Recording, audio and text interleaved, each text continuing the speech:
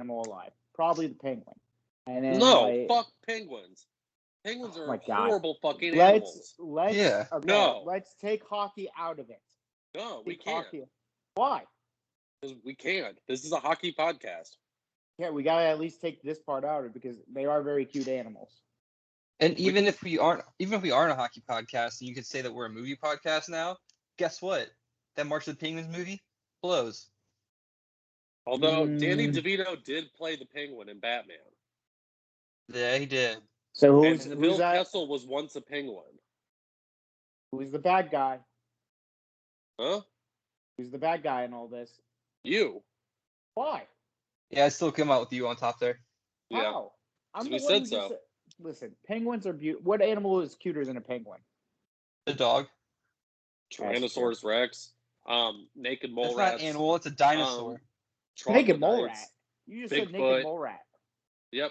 Let's see what else. Earthworms definitely cuter than a penguin. You just said like 2 cryptids and a dinosaur.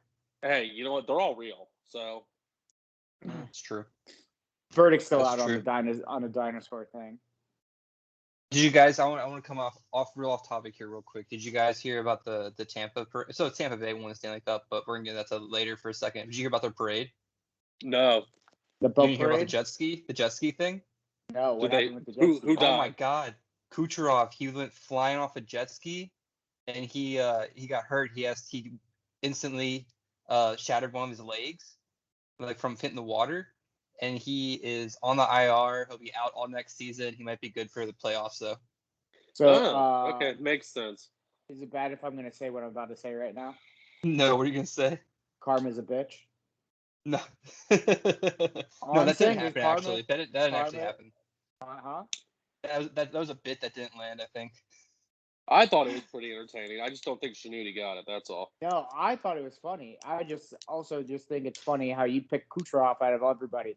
And then we were talking about Kucherov basically scamming the system and getting into the Stanley Cup when he shouldn't have. Right. That's what would have happened if he would have got hurt on this parade here. But he didn't. And I'm not going to jump into that now. Should we pay tribute first before we get into the pod? Should we pay tribute? You know, we haven't recorded since July 4th. And the man, the myth, the legend came out on July 4th, broke his own record by one additional hot dog. Joey the Jones Chestnut. I'll let Shannudi jump into it from here. So Joey Chestnut probably, for all of you who don't know, is probably the greatest athlete to ever touch the planet Earth. Why? Because he is the only person who has ever won 14 individual titles, has owned all the records that could ever be held in competitive eating. He has eaten 81 mutton sandwiches. He has eaten at least 40 rotisserie chickens in competition. But everybody knows that the headline of the Super Bowl is the hot dog contest. He came in, lost one time against Kobayashi because of his fiance breaking up with him minutes before the competition. His mind was somewhere else. But other than that, he has dominated the sport. He has broken records. He's broken his own record another time from 75 to 76 in 10 minutes. I mean, boys, we could talk about Wayne Gretzky. We could talk about Tom Brady. We could talk about LeBron James. We can even talk about Juan Soto, who's doing all these different things in baseball as well. But no, we can't talk about Juan Soto in this conversation. Baseball's not a real sport. Okay, so I'm gonna throw in Michael Jordan. But Michael Jordan. Listen, here's the deal. I understand they played Shaun White, but 14 individual titles, more than any athlete of all time, and he's done it consecutively. He's broken the record 7 times. It's pretty crazy. That is next level. That is a record within itself. And he has no like intentions of slowing down. So if you think about it, if he wins 3 or 4 more titles, he will beat every franchise in sports history except for one in American sports. That's the New York Yankees. And that is ridiculous. If he wins 3 to 4 more. That's crazy. And you know what's even crazier is that I feel like if he stopped, he'd probably die. Like the doctors, he has to keep going, right? It's like you can they've gone so far into something, they have to keep doing it because their body's used to it. I think he's gonna die. He can't stop. I think he might be already dead. I think he might be just living on free time right now. Joey Chestnut just living Yeah. rent free in the world in Yeah. the universe. Yeah, I think he's living with borrowed time, and God's like, listen, you've done great things on this earth. Like, here's some borrowed time. Like, you entertain doing us my every work. 4th of July. Like, literally, I think 4th of July has come to two things. We celebrate independence, and it's Joey Chestnut Day. There's no other time where I hear this man's voice talk about this man besides July 4th and July 5th. People talk about him on Sports Center and shit like that. It's like, oh my God. Like, and then that's like, and then he goes away. Like, he goes away like the night he is, and we don't see him again. But he's doing competitions on the side. And that's why I'm paying tribute, because me as a competitive eater, as a guy who wants to do what he does, and hopefully one day beat the wing record of most in a sitting, this is my hero. This is my guy. This is my dude. Let's see what that buffalo wing eating record is. But you got to put it at 10 minutes, because I think I read something somebody did for 24 hours and got 200 something wings. Like, You could do that, no problem. All right, That's Joey no Chestnut. problem. Joey Chestnut takes buffalo chicken wing eating title. Buffalo, New York. Competitive eating titan Joey Jaws Chestnut has down 206 chicken wings in 12 minutes. Damn. Okay, we might be in trouble. That's insane. We might be in trouble. Someone, a 127-pound woman devoured 501 wings in 30 minutes. God. Let's So see. my math was completely off, is what you're saying. Yeah, 440 in 25 minutes. It sounds like there's a lot of different times that you can go into this record on. But Yeah, I wonder what the standard is.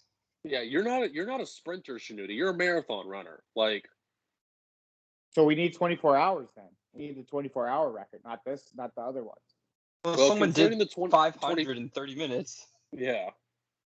Molly Schuyler. She did the 50 in 30 minutes.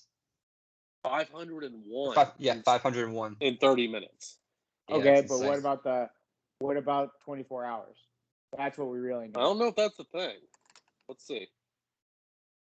There's got to be some parameters around that too, like bathroom breaks, sleeping, or you just go for it. I mean, I guess if you're like that puts you into being like an extreme athlete, an ultra athlete. If it hasn't been broken, that means it's a record to be set. So it's something we can set. All right, let's see. But I have to get more than 500 and something, because if it's going to be a record to be broken in 24 hours, I'm going to have to do something astronomical with that number. I have to go 7s or 8s. I have to go 700 or 800. Damn, some guy ate 8.5 ounces of onions in 1 minute. Ew. The chili record is 2.438 gallons of chili in 6 minutes. Gallons of chili? You drink that? Gallons. I don't know. You drink it. You have to drink. You have to get it to lukewarm temperatures to drink it. I feel like you can't drink it hot, because that's just disgusting. Yeah. Someone ate 7 pounds of Jello in 3 minutes. Jello, okay. We're getting somewhere. 5 pounds of shrimp in 12 minutes. Peeled or unpeeled? I could definitely do that. If it's peeled already, I could do it. That's easy money. I'll put my money on that one. Yo, I wonder if Big Black still holds the banana record. What did Big Black do? No. Maybe, though. He did like 4 bananas peeled and eaten in the quickest amount of time. That was just what's it called? Guinness, right? Yeah. Well, I mean, that's the official. I mean, we're going with the official. Like, that's official. We can all say something and then it'd be fucked. You know what I mean? Like, I could be over here as like, I ate 25 bananas in 2 seconds. All right. Here's one I think Shnuti could do. 2 pounds, 2.5 ounces of Hooters chicken wings in 5 minutes. Could you eat like 6 baskets of wings in 5 minutes if you really tried? I don't know, dude. I'm like, we're talking about downhill. We're talking about the downhill of my career, like right now. Like, we're talking about the I'm getting signed by a new team every year kind of thing. That's true. You got to focus on one thing. You got to get your food and stick with it. I feel like, unless you're already a pro. Joey Chestnut, I think I could. Well, Joey Chestnut. I mean, I've told you guys about that 30 for 30 on him and Otani. Him and Kobayashi. Kobayashi, yeah. Mm-hmm. His training regimen, holy fuck. Like, I've talked about it before, and I think we've talked about this on the podcast.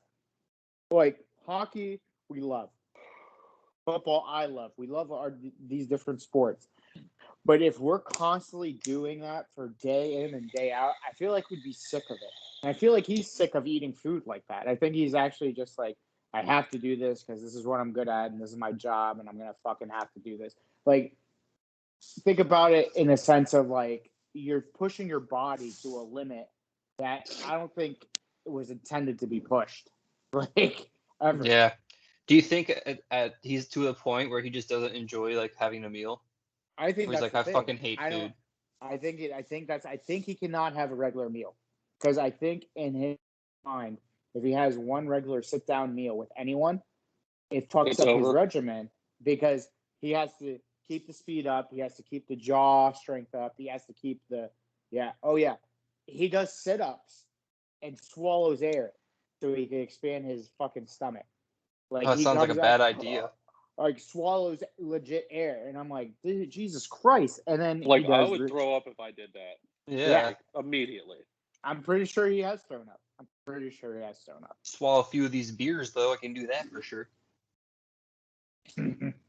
But there is a chugging contest for apple juice and water and all that stuff. That's something I could probably do now. Like I'm a good chugger. I'm a good chugger of liquids. Apple juice. That's an interesting one. I guess you gotta be careful with what liquid you're chugging because you can get real sick from doing that. Yeah, I Oh, think yeah. I think it's a specific liquid, but I don't remember off the top of my head. But that's one thing we could look into for me to do. Yeah, we'll get some other video content up here. We'll get a video of Mike chugging a bunch of water and throwing up everywhere. I'll That'll fucking be do great. it. I'll throw up for numbers. For an Fuck extra yeah, $5, you get to hear what Sam said to him after he did it.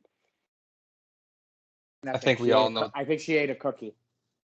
I think she's eating a cookie. Anyways, but that is our tribute to the one and only great Joey Chestnut. We just wanted to say thank you, Joey, for making our 4th of July a little bit more astronomically crazy with your eating. And we want to get into some news. Walrus, take it away. Oh, fuck. I was supposed to bring news? I got What news. happened? The Duncan Keith thing. Oh yeah. Oh, yeah. Duncan Keith got traded from Chicago to Edmonton for Caleb Jones and, like, a prospect and a pick. And I don't know. This seems like one of those trades that Chicago made for absolutely no reason. But I don't know. Whatever. He's going to Edmonton. Apparently he wants that. Apparently that's where he wants to live. So what music we playing? Good job, Duncan Keith. Listen, the Chicago Blackhawks are rebuilding. We've talked about this for years after those 3 Stanley Cups. This is no surprise. Patrick Kane is over there doing God knows what, God knows who. We don't care about the Chicago Blackhawks anymore. So we get more players over there. This is all said and done. Who gives a fuck? Sorry, Eric, I cut you off. What is your news? Oh, I was gonna say I got 3 newses maybe. First, Shanuti's pregnant. Oh, really? He's gonna be a soccer player. You feel those kicks? Little Adam Sandler throwback there. Yeah. Some news, yeah. To piggyback off the Blackhawks thing, Patrick Kane won an ESPY for the best NHL player, which was everyone was very confused. It was they voted for by fans and the general public, so he must have just had some weird campaign going. Makes sense.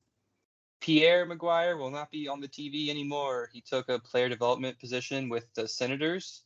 So, God bless the airwaves there. And there's other news. Tampa Bay won the cup. That's it. Oh, well, we're going to talk about Tampa Bay winning the cup, but that's it. No, that's all we need to say on that subject. Yeah. We got to move talk past about it. We're a fucking hockey podcast. We got to talk about it. I see no reason we actually have to talk about them. We have to talk about the Stanley Cup fucking winners. Come on. I know we all hate to say it, but they won the Stanley Cup. We got to talk about it. So, all right, let's get this out of the way then. Let's just get it out of the way. Shanuti, how many stomachs do you have?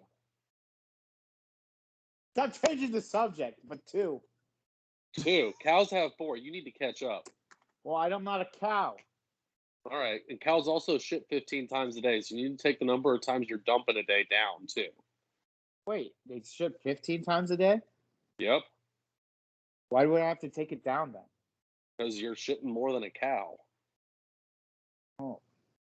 But I love cows. Cows don't have that kind of intake.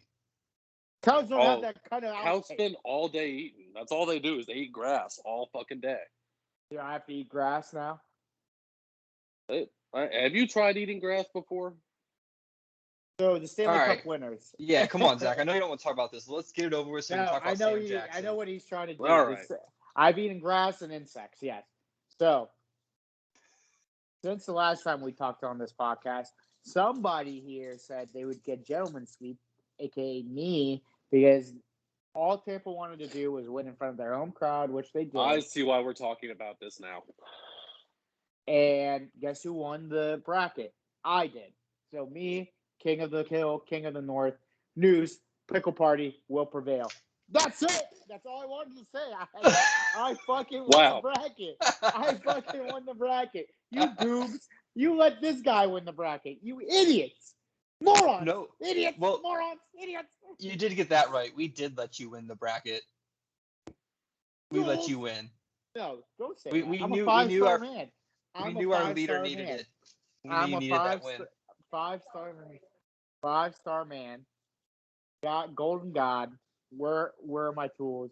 Idiots. Where are my tools?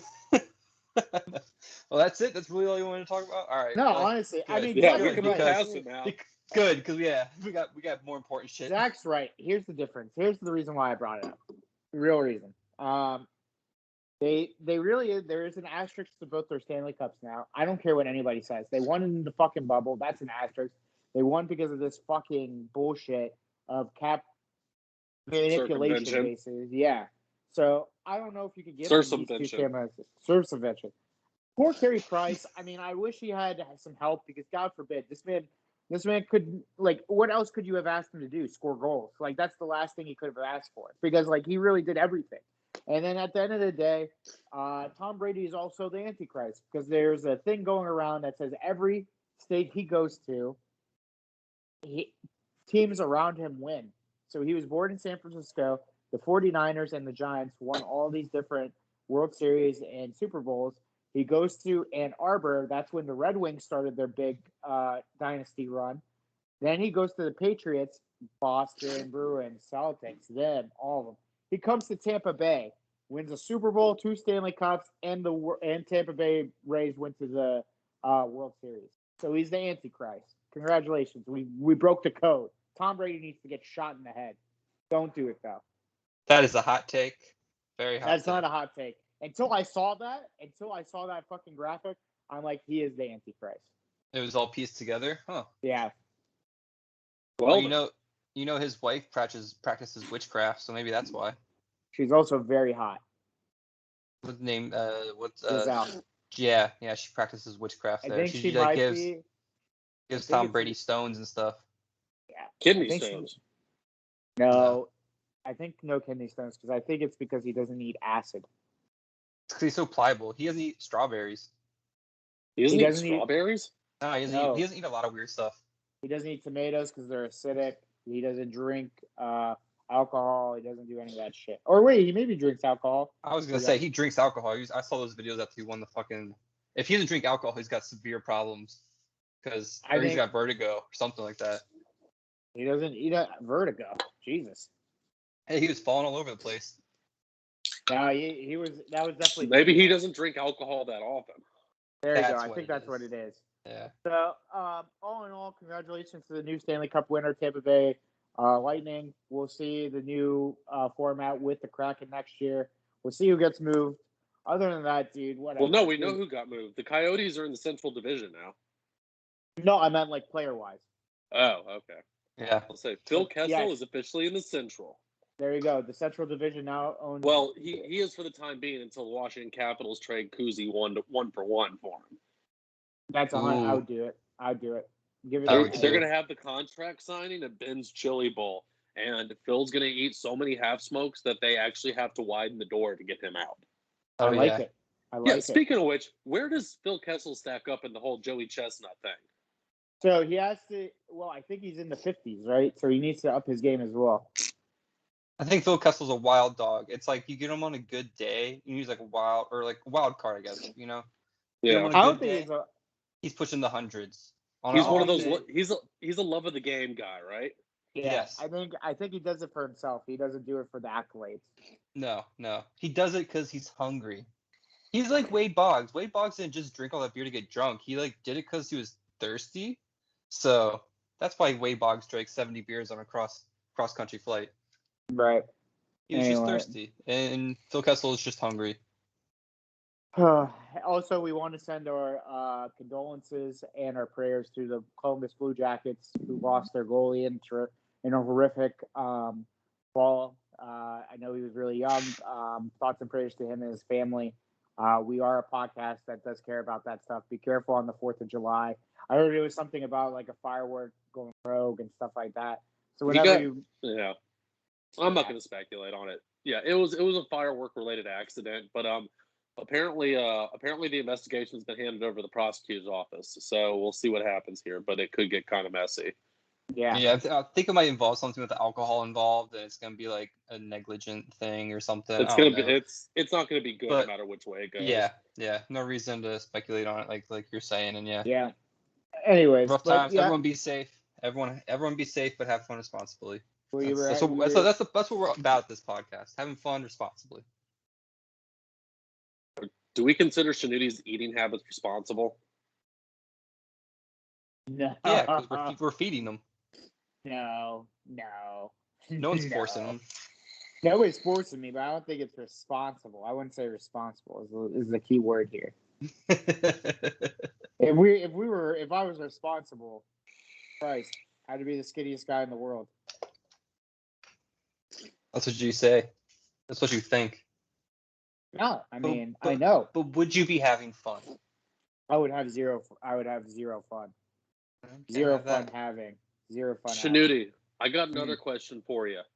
What's the other question? So cows are known to swallow rocks, and then they sit in their first stomach and aid in the digestion of their food. Have you tried this tactic before? You want me to swallow a rock? Well, I think you have to swallow more than one. I think that's how it works. How many rocks? Let's go with 6.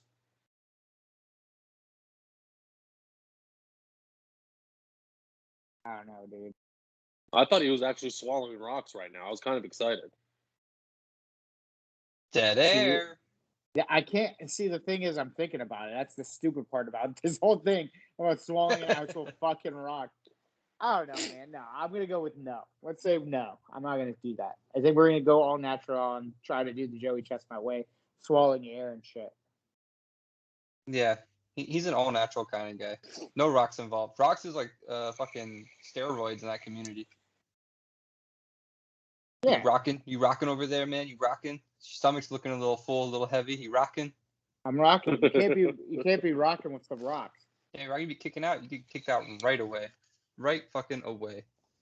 First of all, like there has to be something on the commissioner's office with that. So definitely, I'll talk to the other commissioner's office, see if I can get some rules passed over to my office, and let you guys know on the next podcast about the rock consumption within the competitive eating world. There you go. So there you go. We're gonna figure out competitive eating. That's the next episode of Five Holers. With that being said, our news is our news. Now fuck off. Don't talk to us anymore because now it's officially the off season, and now we are the five reelers. It's been changed. It's happened. Yeah. Do we have a theme song, Shanuti? We do. And now it's time for the top 5 Quentin Tarantino movies starring Samuel L. Jackson. I thought we were doing top 3. We can do top 3. I thought Whatever. top 5. Yeah. We're just gonna talk about them. We're gonna rap. Because there's 6 of them, right? Yeah, so there's not 6. Really that much. There's not really much to talk about. So, welcome to that event. Go ahead. Welcome to that shit. Thank you, Mike. Always enjoy the intros. Yeah, we're gonna jump into it. Last week we did top 5 Sam Jackson movies, but not including Quentin Tarantino. So, well, that wasn't last week, the week before. But anyways, we're gonna jump into this week. We said we're gonna do Tarantino movies starring Sam Jackson in them, maybe starring or just a different role. We're gonna do a little different this time. I have the list of movies here from the first movie in '94 to the most recent movie in 2015. We're just gonna go through, say where we ranked them, give some details about the movies, some things we know about it, and then I have a few other little facts and quotes and things about him. So we'll sprinkle that throughout the episode. Sounding good to you guys? Yeah. Sprinkle some crack on them. Fuck yeah. Crack up. Jeez. Crackle pop. Great. It's the first time that we've never had to go back and forth about what we're going to actually do on the podcast. So that was planned. I can argue if need be. No, let's get into it. The first movie here we got came out in 1994. It is going to be the one he's probably most well known for, I would say. It is my number 2. It is Sam Jackson in Pulp Fiction. As Jules Winfield. That's my number 2 as well. That is my number 2 as well. So we're all on the same page with that. Are we all going to have the same list? No. Possibly. I don't know. I said number 1 is going to be controversial for me. So. You always say that. It's not always true, though. He didn't pick Happy Gilmore, longest though. yard. Longest yard was controversial. You guys didn't know. Yeah, Happy Gilmore was controversial. What was your number 1 Tom Hanks? Who was my number 1 Tom Hanks? Did I say? I didn't say like Big or something like that. I said. Did I just say Borat 2 when he made the like? I don't know. No, I think it was. Wait, what was your number 1 John Goodman? We didn't do John Goodman yet. Damn it! I was trying to get him there, Eric. All right, here I remember Jack Black. Jack Black was Tropic Thunder, or I think School Rock, one of the two. And then Will Ferrell was Will Ferrell. Did I say Old School? I think it was. I don't know if we. I thought Will Ferrell was more off the cuff. It was off the cuff, but we ended up doing a top 5. We shouldn't go back and rehash what we said previously. Samuel L. Jackson. Yeah. I think Samuel L. Jackson. I did. Samuel L. Jackson. I did Coach Carter, and Adam Sandler. I did for the recent one, Longest Yard, and Waterboy for the '90s. Yeah. Anyways, we don't need to go. Just listen to the podcast. Zach, if you really want to know, go back and listen. Zach is over here to give me. That is not happening. So far, I gave you at least 3 controversial top 5s. He has. Right, it has been controversial. We'll see what happens here. But either way, Pulp Fiction. Now, I'm going to warn you guys. I'm going to just gush about the cast for every single one of these movies because it's a Quentin Tarantino movie. But Samuel L. Jackson is surrounded by some heavy hitters in this. Christopher Walken, Uma Thurman, John Travolta, Bruce Willis, Tim Roth, Ving Rhames, and even a Steve Buscemi cameo happened in this movie. Either way, it's a collection of 4 or 5 different stories that all are kind of interwoven with each other, happening over the course of, I would say, 48, maybe 72 hours in Los Angeles. Mm-hmm. And it's a phenomenal fucking movie. I mean, as far as Tarantino movies go, in my mind, it's his best. It really was a stellar movie. The stories, just the intersections were beautiful. And there was a lot to unravel, and it all unraveled very well in a very nice way. It was easily the most quotable movie that Tarantino has ever made. And especially when it comes to Samuel L. Jackson, I mean, that's where the word motherfucker was really popularized coming out of his mouth, which was something else entirely. And he was a badass in this movie, plain and simple, with the Jerry curls and the big fucking mutton chops. Like, dude is just complete and total badass. He says his wallet says badass motherfucker on it. And guess what? His wallet actually says badass motherfucker. I love this movie, but it's still not my number 1. And speaking of it being quotable, I say check out The Big Brain on Brett like 3 times a week.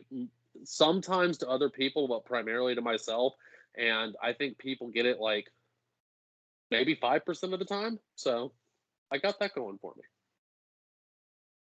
Yeah, it's a fantastic movie. It's one of those movies where I watched recently and I was like, this is awesome. And then I remember like, oh, there's a whole second half to this movie. Like, holy Mhm. shit. Like, it just keeps going. And Samuel Jackson is fantastic in it. I want to also comment on there, which you said, motherfucker, was not used as much, I guess, in film back then, but originally became on the scene and a thing in the pop culture by MC5. It was Kick Out the Jams, Really? a long time ago, Yeah, 1969. that makes sense. Kick Out the Jams, motherfucker. That was like one of the first times that people really started to hear that word. But that's totally not, doesn't have anything to do with Pulp Fiction. I had no idea, but when I was looking at Pulp Fiction, Samuel Jackson was already 46 when he Yeah. acted in this movie.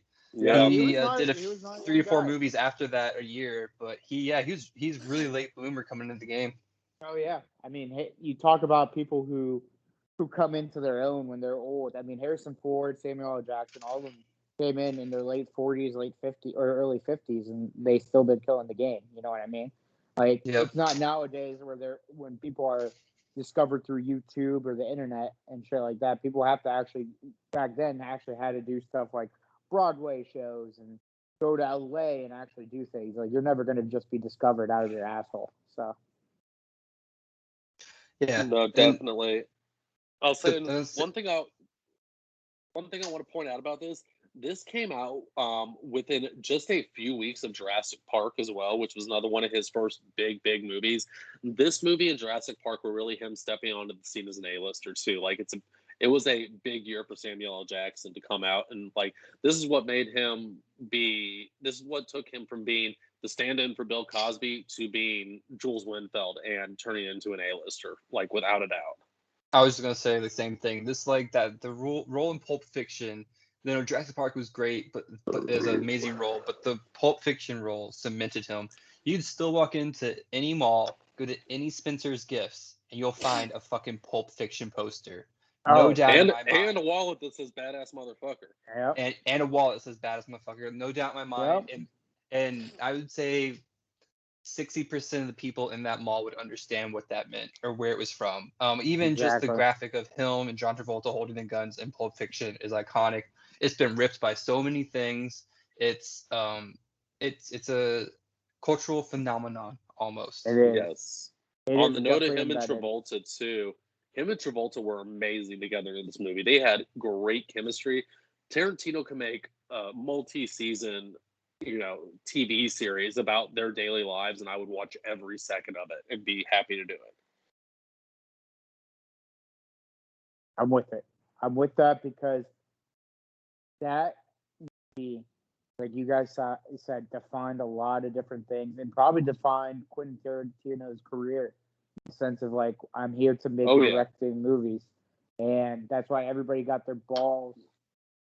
Like, every time a Quentin Tarantino movie comes out, everybody's like, oh, fuck yeah. It's going to be nominated for an Academy Award, or it's going to be up there for one of the best grossing movies of the year, or blah, blah, blah, or both.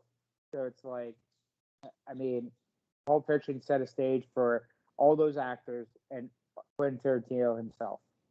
Oh, yeah. And I feel like it was a time and place movie, too. 1994 Exactly. was an interesting time. I was very young, but just reading some of the stuff on the internet, people talk about how many things happened in that short year that changed culture is pretty amazing. And there's a lot of things that still, are still very much around from 1994. And time and place sort of movie, but also when you look past that, it's the acting, the directing, everything about it was fantastic.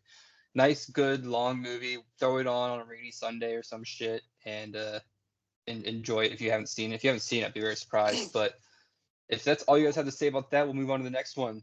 Wait, hold on. On the note of 1994, guess who won the Stanley Cup in 1994? Sabres. The goddamn New York Rangers. God damn it. Because New York was on a high in '94. He was coming out of it. Fucking Giuliani was there, probably. I don't know. I don't know Raping children and stuff, definitely. Yeah. Anyways, well, that's a different podcast on the different Four Corners Radio Network. No, that's not on Four Corners Radio Network, I don't think. That is not on any of our networks. Let's move on to the next movie here. We're going to go 1997. It's my number one. I'm pretty sure it's going to be Zach's number one. Jackie Brown. Without a doubt, my number one movie. Quite possibly my number one Quentin Tarantino movie overall. Oh, This movie blows my tits off, plain and simple. First and foremost, amazing cast. You got Pam Grier, you got Robert fucking De Niro, Bridget Fonda, Chris Tucker, Michael Keaton, and Robert Foster, who garnered a fucking Oscar nomination for this role. The casting in this movie was insane, and then you have Samuel L. Jackson playing Ordell Roby the entire time too, on top of everything else. Like, this movie was this is my favorite Quentin Tarantino movie, especially of his older stuff. And more than anything else, it's based off of an Elmore Leonard short story called Rum Punch. And for those of you who don't know, Elmore Leonard has written, more short stories and novels that have been turned into Hollywood productions than anyone else on the planet. So whenever you see that it was based off an Elmore Leonard work, it's a good sign. so make that 3 people with it as their number one. I thought it was going to be controversial. Oh, no. So, yeah, I mean, you said it, Zach. I mean, the cast itself could just garner it as number one. Like, even if the movie sucked. But the movie was fantastic from beginning to end. I honestly think, like, when you tell me Chris Tucker, Robert Downey Jr., or Robert Downey Jr., Bob De Niro. Robert De Niro, and Samuel L. Jackson are all in one movie, that's my favorite movie of all time. Like, those are my 3 favorite go-to actors for anything. And Jackie Brown, like when we talked about Pulp Fiction, I think the timing when it came out was perfect as well. And I think it garnered a lot of attention because of that. And again, Quentin Tarantino hit balls to the wall, does what he needs to do this. That's why he only has 9 or 10 movies. Jackie Brown up there, number one. And I think the boys are back. Oh yeah. No, it's a phenomenal movie, and this was out of all the Sam Jackson Tarantino movies, this was the first one I watched just because it's the one I like the most. But I spent a lot of time thinking about it. It's easily the most complex film from a storyline point of view that Tarantino has ever done.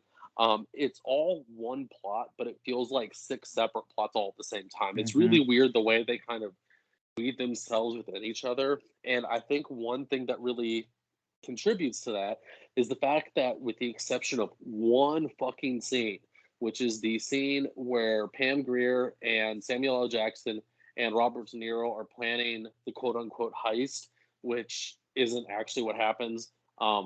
What actually happens is what Robert Foster and Pam Grier planned. But either way, that scene is the only time in the entire movie where 3 characters are interacting with each other on an equal plane. Like, every other scene in the movie, it's either just 2 people talking to each other, or it's 3 people with one person who's greatly diminished. So I think it really is a tale of interactions between 2 people and how things progress from there. The way that the storytelling was wrapped around that was amazing. And one other thing I did want to point out, unlike most Quentin Tarantino movies, the violence in this movie isn't something that's led up to. It's not something that's extremely graphic. Like, most of his movies, like the violent sequences, there's blood flying all over the walls and people getting we'll get to that. doorways, and yeah. We'll get to it. But either way, it's not gratuitous graphic violence in this movie. Like, you think about when Bob De Niro shoots Bridget Fonda, like, if you blinked, you'd miss that entire fucking sequence of events. Like, the violence is really understated, and I think the fact that Tarantino didn't rely on the violence for shock value is one of the things that really made this movie. But either way, one of Samuel L. Jackson's best roles of all time, and he's not even the best role in the movie. He could easily be the 3rd or 4th best actor in that movie, plain and simple. And it's a delight. It's a movie that, if I catch it on TV, even if I have stuff to do and it's on TBS and it's going to take me 5 hours to watch it, I'm watching the whole goddamn thing without moving. Yeah, it's a fantastic movie. I recently rewatched it, and the whole thing is just fucking fantastic all the way through. The bail bondsman is probably my favorite character in that movie. He is fucking fantastic. He acts it very well. But Sam Jackson as Ordell is hilarious as well. Just having to deal with stoned ass Robert De Niro is so funny. When someone told me, they're like, you have to watch Jackie Brown, Robert De Niro was just stoned the whole time. I was like, what the fuck? I have to watch this movie. And then it was so much more than just a stoned De Niro. If I remember correctly, the first time you watched this movie, you watched it on cable too, and they cut out all the weed smoking scenes, and you were very confused about the person who told you Robert De Niro smoked weed for the whole movie. That sounds about right, because he And looked that like he sounds was about stoned right, yeah. the whole time, but he definitely was not smoking, which is No. funny. He was definitely not Zach, smoking in front of me. you covered everything I had to say about that, so I'm gonna throw in Wait, just no, a little fun I'll facts say- real quick. All Before right, well, shooting let's see what you have to say before I throw something back at you. Okay, well, you had a lot to say about Jackie Brown, and yeah, I'm gonna throw a quick little quote here from Sam Jackson about watching his own movies. He says, "If I'm channel surfing and haven't found anything I want to watch, or not specifically looking for something, and I pass something in, I stop and watch it." So he's unlike most actors. He will stop and watch his own movies. He said he doesn't mind it. He had a great interview with Stephen Colbert in 2016, I believe it was. Go watch it. It's great. But what would you have? What were you gonna throw back at me here? I was going to say, you're the one who threw this theory at me initially, and this was years ago. But I don't know if it was your theory or someone else's, that this entire movie is just an advertisement for Kangol hats. It's very true. It very much It's could true. be. I It's don't true. remember saying that theory, but I like it. I'm gonna take credit for it because that's Nothing a good one. Perfect. wrong with the Kango hat. Yeah, Kangol is actually one of our newest sponsors. So shout out to Kangol, making great hats. Kangaroo. Kango. What kind of sound does a kangaroo make, Mike? That's a good question. There it is. There we go. That's Australian for kangaroo. G'day, mate. I'm a rude. My name is Kangaroo Jack. Yeah. There you go. Mike, what do you Coming got about next Jackie week, Brown? Top 5 Sean Astin movies. Fine. Maybe. Let's take this offline. Well, maybe. We'll see. Why? No, he said I said everything Because I it was- needed to say about Jackie Brown, Oh. but what? All right, look, Why? no. Zach, why? I want to hear. We can't why. have a Why? whole. We can have a whole argument about Sean Astin right now. It's gonna go on for hours. Sean Astin. Why? Because Sean Astin's an amazing fucking actor. Rudy. Boom. 1 through 5. Stand By Me. Goonies. Kangaroo Jack. Is he in Kangaroo Jack? All 51st 70 Dates. All all right. 74 Lord of the Rings movies. He Let's wasn't just in Kangaroo Jack. Give me a break. That was Anthony Anderson. Continue. Before we move No. past Jackie Brown, though, I did want to point out this is probably my favorite music in a Tarantino movie. And also, Orville Robbie is such a ridiculous character. He's such a narcissistic jackass who shows no emotion through the entire movie. I mean, he kills someone who's one of his associates and then makes a joke about it the next morning, Robert Foster. And he just, everything is just something that's bemusing for him. And Sam Jackson played a truly terrifying human being in this movie. I mean, yeah, look at that fucking ponytail and like Whatever you like. braided Fu Manchu thing. I don't even know what it was. No, Fu Manchu's the mustache thingy, isn't it? Oh, okay, yeah. It was like a braided goatee. I It just was a call braided it. soul I patch. call it. Yeah, I call it a laser pointer. A laser pointer. Ooh, man, this pointer's fun. Pointing on the screen, pointing on my bald cap. Put it on my So- balls. We'll move. Let's move on to the next movie we got here. We got 4 more after this, or 3 more after this one. 2003, 2004, Kill Bill. Very small part as Rufus.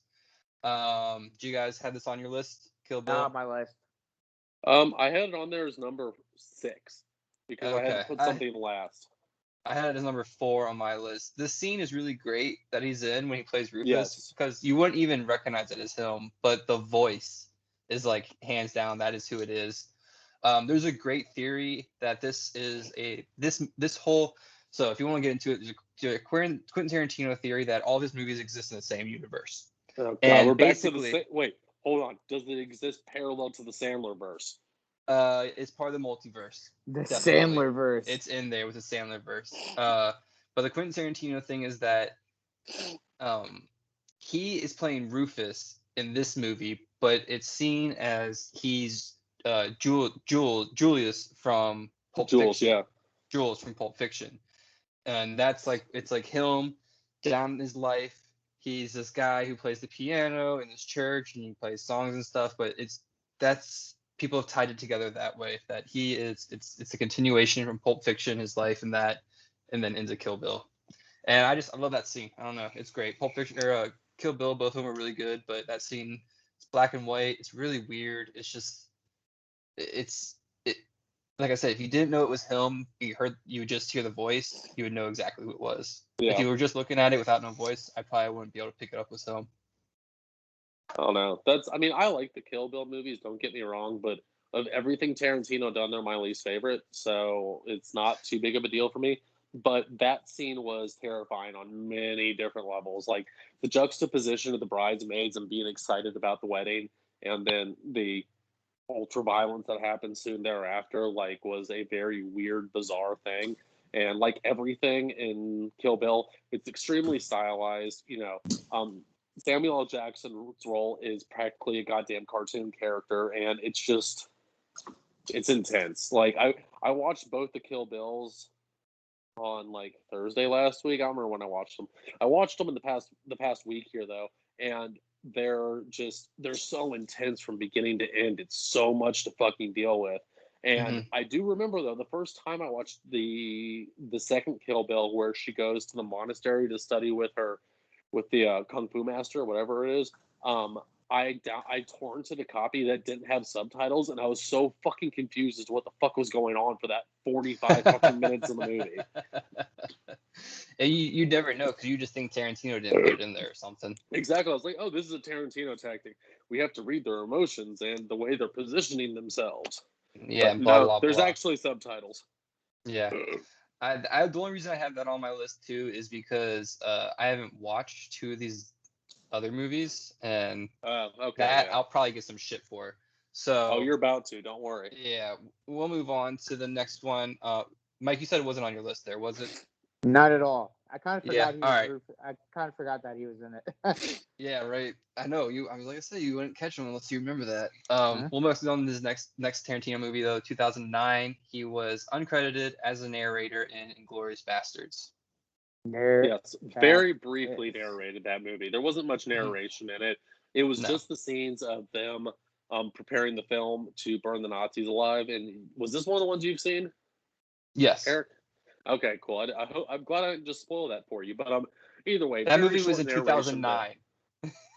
You can't spoil a movie from 2009. I was about to say, I mean, Django Unchained came out in like 2013. I'm about to spoil it for you. So I know what happens basically and all that shit though. So. Oh no, you don't. But either way, he was. No, you don't. He was. His narration was good, but overall one of my favorite Tarantino movies too. Once again, phenomenal casting. Christoph Waltz and Brad Pitt and Mike Myers randomly shows up. Like, it's fucking wonderful. Like, I mean, how can you be watching a movie and Mike Myers shows up and you go, fuck, I don't like that guy. Like, that doesn't happen. No, Mike never. Myers is universally loved. Definitely universally loved. Eli Roth looking crazy with a baseball bat too. It's good movie. That's my number 3, just because I haven't seen the other ones. Like I said, coming up here. Fun stuff though. It's great that he narrated the part where they're talking about burning the Nazis with the film and stuff and setting up the plan. So I'm glad that.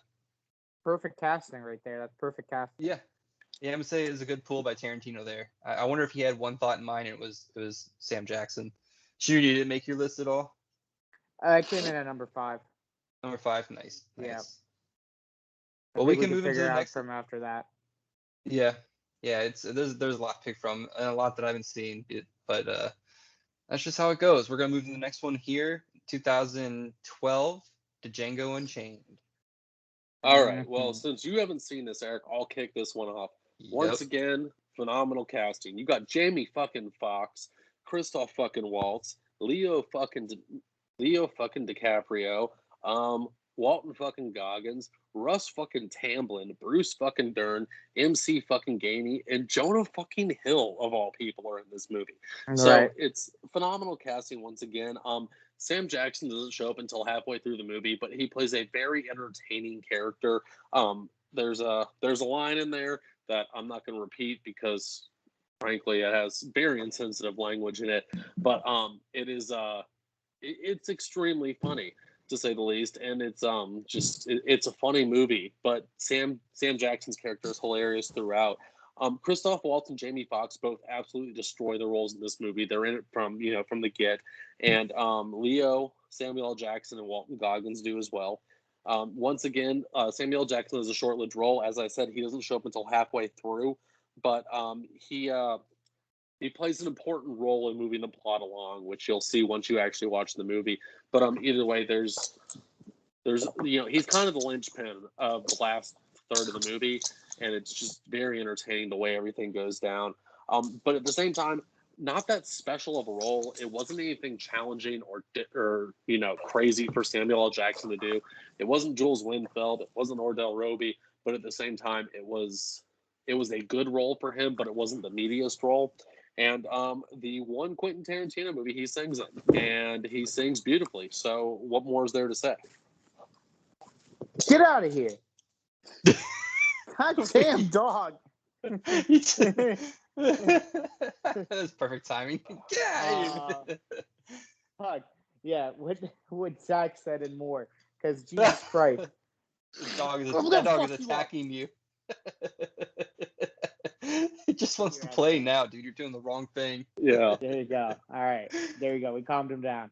All right. So everything Zach says, plus more. I think it's just funny. Some of the quotable lines that I know from Quentin Tarantino movies came from Django Unchained. So I won't repeat them because they are some racial slurs. But when I say them, I censor them out, obviously. So, but the all-star cast kind of took me by surprise. When you have Christopher Waltz, Jamie Foxx, Samuel L. Jackson, and our boy Leo, who we probably are going to do later on because he has a ton of movies that we need to pick from. But I think they all did a great job. I think this is perfect casting for all their positions. Yeah, since I couldn't actually pick it as my favorite role or anything like that, favorite movie, I'm going to let you guys know Sam Jackson said that was his favorite role to play, actually. He loved it. He thought that it was a great role. He thought he saw it as his. I haven't seen the movie, of course, but his role was actually in charge of everything, and Leo was just like playing around, like being a jabroni. But like Sam Jackson was in charge of what was going on there and making sure things happened. Apparently, again, haven't seen the movie, just what I saw from that Stephen Colbert interview. Like I said, really, really good interview. If you're a big fan of Sam Jackson, but yeah. I'll have to add that to the list of things to watch. You gotta add that to the list, my man. Gotta watch it. It's good. I'll have to add this next movie too because I haven't seen it either. 2015, Hateful Eight. All right. Well, I'll jump back in again. So for the last time in this episode. Oh wait. What did you guys have as your numbers? Oh, I said number 4. 3 and 4 and 3. Okay. 4. All right. Either way, the Hateful Eight was Well, Django was 4 for me. Hateful Eight was number 3. So Hateful Eight, another one with a great cast: Kurt Russell, Jennifer Jason Leigh, Walton Goggins, Tim Roth, Michael Madsen, Bruce Dern, and someone who I'm not going to name because he's a goddamn surprise in the movie, and you're going to have to wait to find out, Eric. Either way, Samuel L. Jackson is arguably one of the leads in this movie. He is the only character that's in it from start to finish. So he plays an important role, to say the least. And it's really, once again, nothing special, but at the same time, very interesting role, and he's heavily involved in the plot. That's the reason it beat out Django, was because he's much more in the spotlight for the Hateful Eight. Once again, he kind of plays the mastermind of unraveling things at one point in the movie, which I can't really get too deep into. The flashback about him and Bruce Dern's son is extremely bizarre, but extremely funny and very well and tastefully done, for that matter. And then something happens to him about 40 minutes before the movie's out that results in lots of motherfuckers and just hilarity. It really wasn't a role that was anything that was outside of the realm of possibility or weirdness, but at the same time, he just nailed it. Like, he came in and he took the role and he went with it. He gave it 100% and just knocked it out of the park. It's nowhere near Pulp Fiction or Jackie Brown in my mind, but it definitely supersedes Django Unchained just because of his prominence in this movie. Yeah, I'm Sp- like I said. Oh, you go because I had not seen this movie, so you go. All right. No, I'm with Zach. It's my number 4. Stop. Me and Zach. Didn't you just? Yeah. No, my number 3 is Django. Number 4 is this, and number 5 was the narration and Bastards. Inglourious Bastards. And 1, 2 we already talked about. Jackie Brown and will you get out of the way? Jesus Christ! Leave Sam alone, dude. I can barely. All right, you know what? Let's just end it. Hateful Eight is great. It's a good movie. Watch it. Channing Tatum's in there. He's fucking weird. Really, yeah. Shinoody? I knew he popped up anyways. I knew he was in there. I already knew he knew. Fair enough, but yeah, he knew. Because he looked at the IMDb. Well, yeah, and I've just heard of it too. I read a lot about that movie too because Kurt Russell smashed 1870s guitar, Martin guitar, a real one. So he smashed Jennifer Jason Leigh's reaction to it is the actual reaction she had when he did it. So yeah, definitely worth paying attention to that scene. Yeah, it's good stuff right there. I didn't ruin it because he already told me he knew it. That's why I said it. Oh yeah, I knew. Yeah, you ain't ruin nothing on a movie that's from 2015. Sam Jackson. 2 more facts here, and then I have his top 5. So I have that. Oh, really? Yeah. He has his top 5. Did he break it down non-Tarantino and Tarantino by chance? No, he didn't. No. When I emailed him, he didn't send that back. He just sent me his top 5. So since wait, did he actually email you? No, I got it from an interview. I was gonna say that would be fucking cool. I'd try to get him on the podcast, of course. He'd probably do it if he wasn't doing shit. He is the highest grossing actor. Since it's from 2018, he's the highest grossing actor at box office of all time with 5.4 billion. That's from April 2018. A little old there, but his residuals alone earn some $300,000 a year, which is pretty insane. He has a clause in his contract that he has to have easy access to a golf course no matter what, because he is a very avid golf fan and he loves play. And then we'll go into his top 5 here. These are in no order. This is just like what he said. He didn't say it was in any order, but it was The Long Kiss Goodnight, A Time to Kill, Jackie Brown, The Red Violin, and 187. Wow. Damn, I've only seen one of those. I've only seen one of them. How many of those other 4 were Spike Jonze movies? None. It's Rennie Harlin's The Long Kiss Goodnight, Joel Schmuckers, A Time to Kill, Tarantino's Jackie Brown, Francois Girard's The Red Violin, and Kevin Reynolds' 187. And I've only seen the one, Jackie Brown, so I've got movies to watch this weekend now. Yeah, we thought we were Sam Jackson fans, but I guess we gotta watch his favorite movies to really get into it. I said he was one of my favorite actors. Look what happened. Right? Just made I just made us all look like Sam Jackson bitches. You know what? Maybe those are the ones he gets the highest residuals on. That's Hell yeah, then they would be my favorite movies too. It's got Pulp Fiction would be on there though. You know Pulp Fiction would be on there. Pulp Fiction's on like I don't know. AMC Tarantino's notorious for giving his actors shitty deals. So really? Until he starts liking them, I guess, huh? No, he still gives them shitty deals. They just want to be a part of his process because they like being in his movies because they're good movies. He loves the feet. He's a weird person. He loves the feet. He loves the feet. That doesn't make him weird, but he's just weird in general. No, for we other don't reasons, kink I'm shame. sure. We don't kink shame. No, none of that here. But that is, I guess that's our Sam Jackson part 2 here. We haven't figured out what we're gonna do next time, so we're gonna surprise everyone. I think that'd be a good idea. I think it's a surprise. But hey, boys and girls, thank you for joining us here at 5 Reelers now because it's the off season. But we'll keep you up with all the news and notes. As always, we are sponsored by Four Corner Studio, who lets us do all these crazy shenanigans. But thank you, Four Corners. Thank you. This episode is brought to you by Smooth My Balls, the best in all find your ball caring needs, your lawnmower, your ball needs, all that. Go to 4CR20 as the promo code. Get money off your next purchase. That's number 4CR, number 20, to get your money off your next purchase.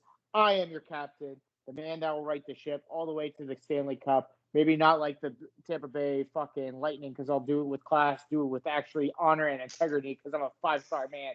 Michael, the garbage disposal Shaduti. And always in the back, he will be a household name because his name is not 25 fucking letters long like the Tampa Bay goalie, fucking Zach, the Walrus Vincent. Whoop, whoop. Arf, arf. And the man who's always disappearing at Jeff, the Reverend Schneider. We love you. See you then. But we always have the guy who's rocking the boat. He'll break a guitar if he needs to rile up the boys.